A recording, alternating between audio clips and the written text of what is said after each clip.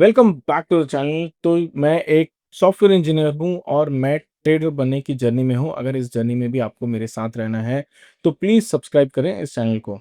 तो यहाँ पे जो आज का वीडियो है वो बहुत ही स्पेशल होने वाला है, क्योंकि यहाँ पे अगर आप देखो प्रीवियसली मैंने अपने स्टॉक्स में सारे जो पोर्टफोलियो में सारे स्टॉक्स थे वो सेल कर दिए थे, और यहाँ पे अपने पोर्टफोलियो पे मैंने फिर से बहुत सारे स्टॉक्स ऐड किए हैं। तो आज हम इन डिटेल देखेंगे कि किस तरह से मैं स्टॉक्स पिक करता हूँ, और ये जो 10 स्टॉक मैंने पिक किए हैं ये किस बेसिस पे पिक किए हैं, इसके बिहाइंड का जो भी लॉजिक है वो आज हम इस वीडियो में बात करेंगे। तो चलते हैं आगे अब वीडियो में।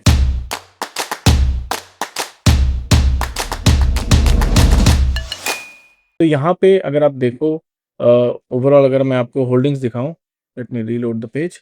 तो यहाँ पे अगर आप होल्डिंग्स देखो तो यहाँ पे ऑलमोस्ट 1300 का ओवरऑल लॉस है, और यहाँ पे 10 स्टॉक है जो हम आज देखेंगे कि यहाँ पे क्यों ऐड किए गए। तो सबसे पहले स्टॉक जो है वो है एल एन टी को देखो आप अगर लैंसर एंड टर्बो। तो यहाँ पे देखिए ये है इसका लॉजिक। अगर आप देखो एल एन टी को, तो एल एन टी कंटिन्यूसली अपने ऑल टाइम हाई के आसपास घूम रहा है बहुत दिन से। अगर आप देखो यहाँ पे ऑल टाइम हाई इसने निकाला था, और उसके बाद एक मार्केट में मुझे लगता है एक पैनिक सेलिंग आई थी, तो यहाँ पे एक डिप आया है। उसके बाद अपने ऑल टाइम हाई के पास ही ये ट्रेड कर रहा है। तो यहाँ से धीरे धीरे करके ये ऊपर जाने की कोशिश कर रहा है, लेकिन जो मोमेंटम है उसे मिल नहीं रहा है। तो यहाँ पे बहुत सारे अटेम्प्ट्स यहाँ पे एल एन टी ने की है, और अगर आप देखो तो यहाँ पे हो सकता है कि इस पर्टिकुलर अटेम्प्ट में ये निकल जाए। ये कोई गारंटी नहीं है कि इस पे ये निकलेगा ही, लेकिन जिस तरह से पैटर्न दिख रहा है आप देखो, बार बार मार्केट को ऊपर पुल किया जा रहा है। स्टॉक्स इस स्टॉक को पकड़ पर्टिकुलरली मार्केट ऊपर की तरफ पुल कर रहा है। तो ये जैसे जैसे इसको पुल करता रहेगा और ऐसे ऐसे ये जो रेजिस्टेंस है वो वीक होता रहेगा। तो यहाँ पे अगर आप देखो एक बार गया, दो बार गया, तीसरी बार, चौथी बार, ये पांचवी बार है। तो 5 बार इस एरिया को ये विजिट कर चुका है, और ये ब्रेक करने की ट्राई कर चुका है।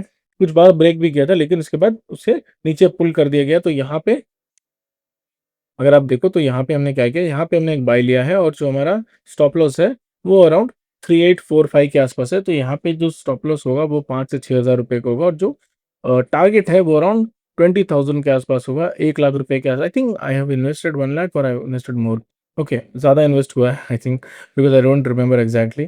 सो यहाँ पे 1,30,000 के आसपास यहाँ पे इन्वेस्टमेंट हुआ है। तो अराउंड 5.5% या 5.6% का यहाँ पे टोटल स्टॉप लॉस है, और उसके ऑपोजिट में अगर आप देखो 3.6% का रिस्क रिवॉर्ड रेशियो जो 20% का है, क्योंकि यहाँ से अगर ये निकलेगा, आई डोंट थिंक 20% से नीचे कहीं रुकेगा। यहाँ पे अगर आप देखो यहाँ से ये निकलेगा, तो यहाँ पे बहुत मोमेंटम है इसके पास। तो यहाँ से एक अच्छा मोमेंटम में निकलेगा, और यहाँ से एक अच्छा टारगेट अचीव कर सकता है। आई थिंक यहाँ पे 5,000 का टारगेट बहुत इजीली अचीव करेगा, लेकिन हम उसके पहले अपना जो टारगेट है उसे देखकर ही निकल जाएंगे, बहुत ज़्यादा इसको होल्ड नहीं करेंगे। तो इसका लॉजिक ये है, अगर आप देखो चार्ट पैटर्न, इस चार्ट पैटर्न की वजह से मैंने यहाँ पे एल को बाई किया है। The second is 361।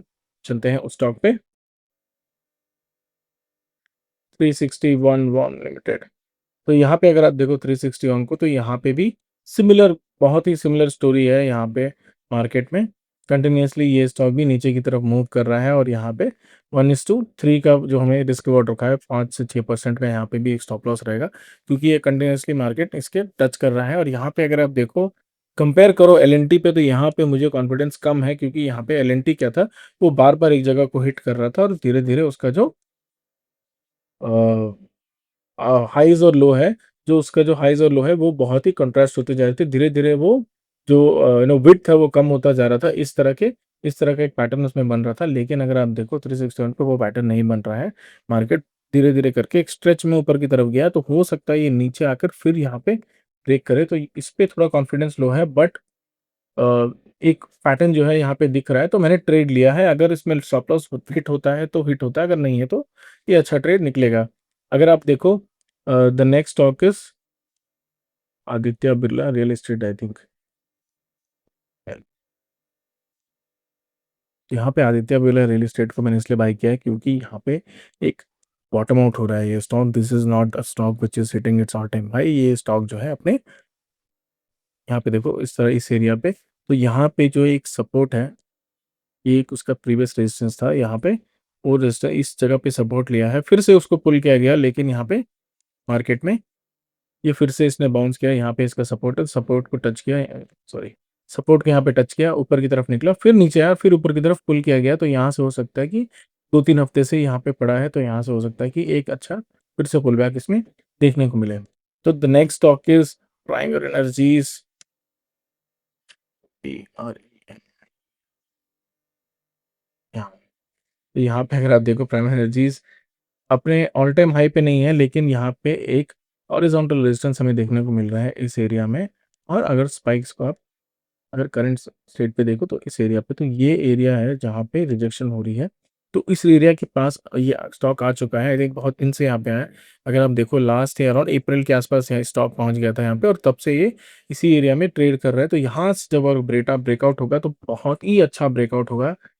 एक 50% का भी मूव अगर ये दे दे तो I will not be surprise. तो यहाँ पे जो अपॉर्च्युनिटी है वो बहुत बड़ी है। हो सकता है कि हमें एक 50% का भी ट्रेड यहाँ मिल जाए, लेकिन उतना बड़ा टारगेट आने के लिए टाइम भी लगता है, और बहुत ज़्यादा स्टॉक में एक अच्छे फंडामेंटल न्यूज़ इंजेक्ट होनी चाहिए, एक बड़ा ऑर्डर आना चाहिए, कुछ तो ऐसा होना चाहिए जिससे जो इस स्टॉक में बहुत ज़्यादा फ्यूल भरे। अगर आप देखो कुछ स्टॉक्स है जिसमें ऐसा हुआ है। अगर आप लॉरस लैब देखो, तो लॉरस लैब में एक बहुत ही एग्रेसिव यहाँ पे बाइंग हुई है। अगर आप देखो यहाँ से आई थिंक समवेयर अराउंड 1000 के आसपास यहाँ से अगर आप देखो एक डब्ल्यू पैटर्न बनाया, और यहाँ से देखो कितने एग्रेसिवली मार्केट निकला है, 1800 के आसपास ये अभी बैठा है।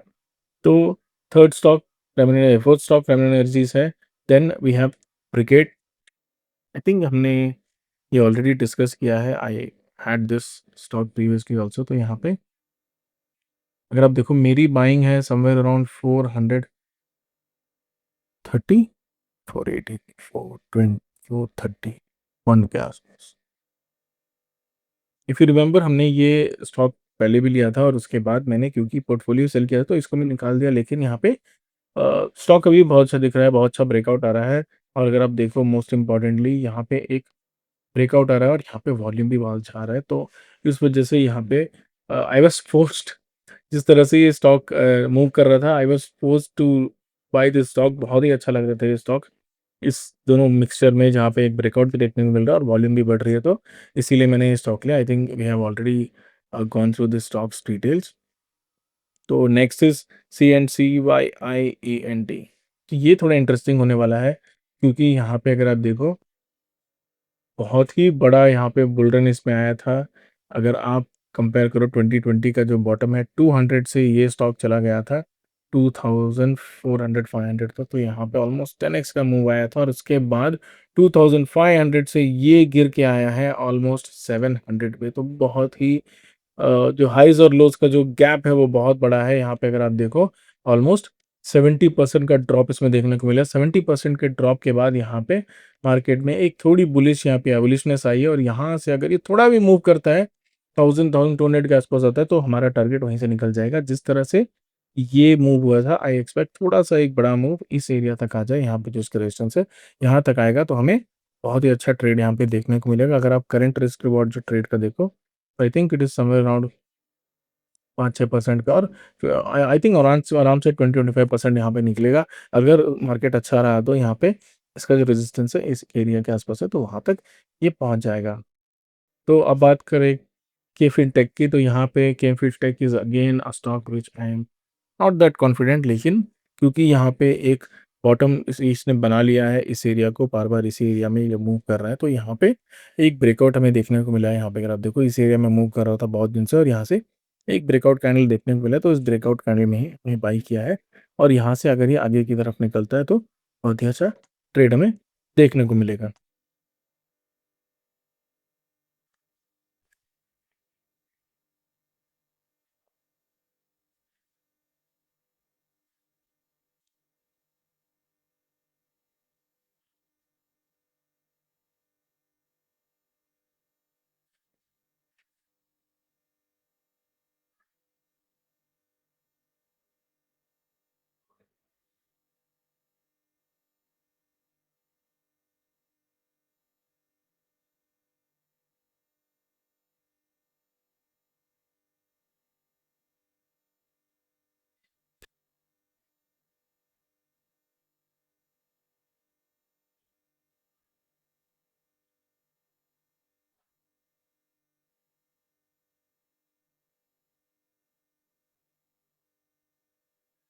अरे तो चिपको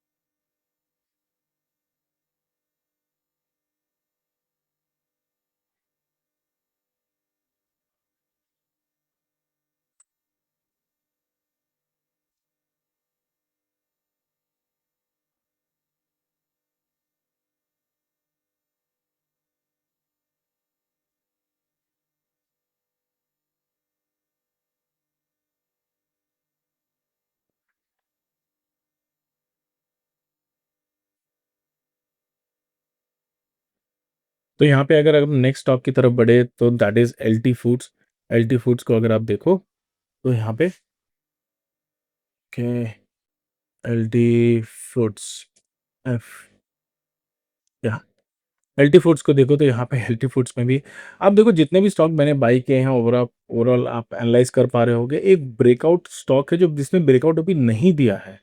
तो मैं हमेशा उस स्टॉक्स को ट्राई करने की ग्रैब करने की ट्राई करता हूँ जहाँ पे ब्रेकआउट हुआ नहीं, क्योंकि जब ब्रेकआउट होता है तो बहुत ही एग्रेसिवली होता है और वहाँ पे आप देखो यहाँ से अगर ये ब्रेकआउट हो गया तो बहुत एग्रेसिव मूव आएगा और ये टारगेट हिट करेगा और फिर ये हो सकता है नीचे आ जाए फिर ये ऊपर जाए। तो अगर मैं ब्रेकआउट होने के बाद इस जगह बाय करता हूँ जहाँ पे मैंने आई थिंक ब्रिगेड बाय किया है वहाँ पे, तो चांसेस आर कि वहाँ से ये धीरे-धीरे करके नीचे आ जाए और फिर इसको विज़िट करके फिर ऊपर जाए। तो ये सपोर्ट विज़िट करने बहुत बार स्टॉक्स आते हैं, इसीलिए मैं हमेशा ब्रेकआउट होने वाले जो स्टॉक है जिसमें एक्सपेक्टेड है, जो स्ट्रॉन्ग चांसेस है, वो मैं बाय करता हूँ। मैं बहुत सारे स्टॉक है जो ब्रेकआउट हो सकते हैं। अगर आप देखो कोई भी स्कैनर वगैरह में वो मिलते हैं, लेकिन I try to buy the strongest ones. उसके बाद आप देखो Petronet, this is also a stock which I had previously in my portfolio. तो यहाँ पे इसमें भी एक ब्रेकआउट देखने को मिला है, यहाँ पे ब्रेकआउट हो चुका है अगर आप देखो, जब तक मैंने बाय किया था, तो यहाँ से ये जो एरिया है इसका जो रेजिस्टेंस है यहाँ तक समवेयर वी आर टारगेटिंग। तो यहाँ पे देखते हैं कि ये किस तरह से प्ले आउट होगा, क्योंकि यहाँ पे भी जो चांसेस है यहाँ पे सक्सेस होने की वो ज़्यादा है, क्योंकि यहाँ पे जो पैटर्न है वो बहुत अच्छा है मार्केट में। यहाँ पे देखो आप एक ब्रेकआउट देखने को मिला था यहाँ पे, इस ये रेजिस्टेंस था, इसके इसके नीचे गया है, यहाँ से ऊपर आया, फिर ऊपर गया और यहाँ पे एक थर्ड टाइम एक डब्ल्यू पैटर्न की तरह फॉर्म हुआ है। इवन दो देखने में बहुत कंफ्यूजिंग लग रहा है ये पैटर्न, लेकिन अगर आप आई थिंक लाइन चार्ट पे जाओगे तो आपको दिखेगा। रिमूव दिस, लाइन चार्ट पे आप देखोगे तो यहाँ पे आपको दिखेगा कैसे ये स्टॉक एक डब्ल्यू पैटर्न के फॉर्म करते हुए यहाँ से ब्रेकआउट दे रहा है, तो ये उस ऊपर की तरफ यहाँ से मूव कर रहा है। तो कई बार मैं कैंडलस्टिक भी चेंज करता हूँ, कैंडल्स की जगह मैं कभी हाइकिनाशी लेता हूँ, मैं लाइन चार्ट लेता हूँ फॉर अ क्लियर व्यू। तो and the last stock is Swiggy. Swiggy एक एक्सपेरिमेंटल बेट है, दिस इज़ नॉट समथिंग, यहाँ पे पैटर्न अगर आप खोजोगे स्विगी में तो बहुत ज़्यादा कोई पैटर्न देखने को मिल नहीं रहा है। यहाँ पे मुझे ऐसा लग रहा है कि बॉटम आउट हो चुका है स्टॉक। अगर ये स्टॉक इसको ब्रेक करके नीचे की तरफ जाता है तो ये हो सकता है कि और नीचे की तरफ मूव करे और यहाँ पे हमको एक चांस मिले बाई करने का। अगर नहीं तो मुझे लगता है धीरे-धीरे करके ये ऊपर जाएगा, फिर आके नीचे जाएगा, फिर उसके बाद ये अपना मूव जो है यहाँ पे कंप्लीट करेगा। तो ये हो सकता है कि स्विगी का यहाँ पे बॉटम के आस-पास ही वो धीरे-धीरे करके बॉटम फॉर्म करने लगेगा अगले 6 महीने में। So that is the reason I bought. यहाँ पे हो सकता है कि अच्छा वेव हमें देखने को मिले जहाँ पे हम अपना प्रॉफिट बुक करके निकल जाएँगे। So that is the overall analysis of the portfolio. यहाँ पे अगर आप देखो बहुत सारे ऐसे स्टॉक थे जो मैंने बाय किए भी थे और बाद में मैं उससे निकल गया था। आई थिंक पॉलिसी बाज़ार वाज़ वन ऑफ देम। यहाँ पे जिस तरह से पॉलिसी बाज़ार में पैटर्न दिख रहा था, ये भी ऊपर की तरफ मूव कर सकता है, लेकिन जो चार्ट है वो क्लियर नहीं है। जो स्विंग है यहाँ पे अगर आप देखो जिस तरह का स्विंग ये बना रहा है, ये स्विंग बहुत ही ज़्यादा बड़ा है। इतने बड़े स्विंग में क्या होगा कि यहाँ पे हमारा स्टॉप लॉस जो है वो हो सकता है हिट हो जाए और यहाँ पे फिर से इसको नीचे की तरफ भी जो मार्केट है वो पुल कर सकता है। इसीलिए मैंने छोटे जो स्विंग है उन स्टॉक्स को बाय किया। अगर अगर आप देखो एनएसडीएल भी इस एरिया में एक अच्छा बाय हो सकता है। अगर यहाँ से ये ऊपर गया तो बहुत अच्छा प्रॉफिट इनकम मिलेगा और आप यहाँ बॉटम फिशिंग कर लोगे और उसके बाद आप इसको होल्ड करके रखो, क्योंकि बहुत अच्छा स्टॉक है। और या फिर अगर ये यहाँ से नीचे जाता है तो यहाँ पे एक और फिर से आपको एक मौका मिलेगा बाय करने का। So that is the overall portfolio analysis अगर आप बोलो तो यहाँ पे नए स्टॉक जो है वो देखना होगा किस तरह से परफॉर्म करते हैं, किस तरह से ये आने वाले दिनों में पोर्टफोलियो में चेंजेस लाते हैं, क्योंकि अगर आप देखो जो टोटल इन्वेस्टमेंट है वो 9.5 लाख के आसपास है। तो 9.5 लाख से अगर ये 50,000 भी बढ़ा, 30,000 भी बढ़ा, तो कहीं ना कहीं मैं ट्राई कर रहा हूँ ओवरऑल पोर्टफोलियो का अगर वैल्यू एक पर्टिकुलर पॉइंट तक चले गया तो मैं बुक कर लूंगा, क्योंकि अगर आप देखो मेरे सारे पोज़ीशंस जो हैं वो एमटीएफ में है और एमटीएफ में मैं नहीं चाहता कि मैं बहुत ज़्यादा इंटरेस्ट पे करूँ। तो एक पॉइंट के बाद जब भी ये अच्छा प्रॉफ़िट मिलेगा, तो वहाँ से मैं निकल जाऊँगा। So that is all for the video today. अगर आपको इस तरह का कंटेंट अच्छा लगता है, तो please do subscribe to the channel. Thank you.